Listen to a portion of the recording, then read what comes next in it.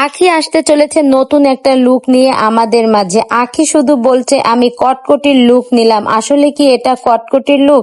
আপনারা অনেকে আলিফ লায়লা দেখেছেন কিনা জানি না, তবে আলিফ লায়লা সিনেমায় দেখেছেন সোফা নিসবার লুকটা। আমার কাছে তো মনে হচ্ছে এটা সোফা নিসবার লুক।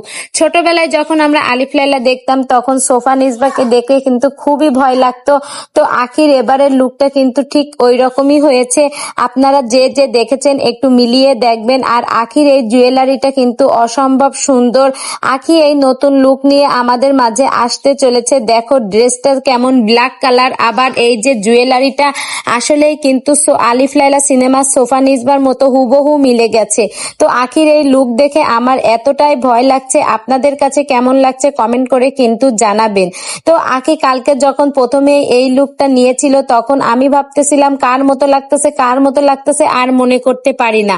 পরে অনেক চিন্তা ভাবনা করার পর দেখি আলিফ লায়লা সিনেমার সোফা নিসবার সাথে হুবহু মিলে গেছে।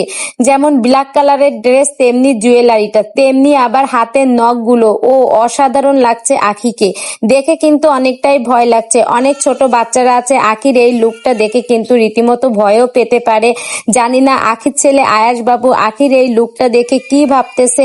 তো যাই হোক, নতুন একটা আনকমন লুক দেখলাম আখির ক্ষেত্রে। আখি কিন্তু আগে পরে বিভিন্ন ধরনের লুকই নিয়েছে, তবে বিভিন্ন সময় কিন্তু আখি ব্ল্যাক কালারের লুকগুলোই কিন্তু আমার কাছে সবচেয়ে বেশি ভালো লেগেছে।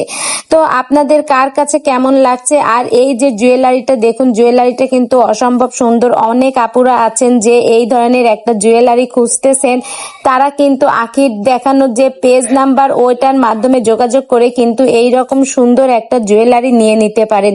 আমি জানি না এই জুয়েলারিগুলো পরে কেন আর এই জুয়েলারিগুলো কেমন দাম, তবে আপনারা যদি আখির আইডিতে ঢুকে আখির পেজের মাধ্যমে যোগাযোগ করেন তাহলে দাম বা কি বৃত্তান্ত সবকিছুই জানতে পারবেন।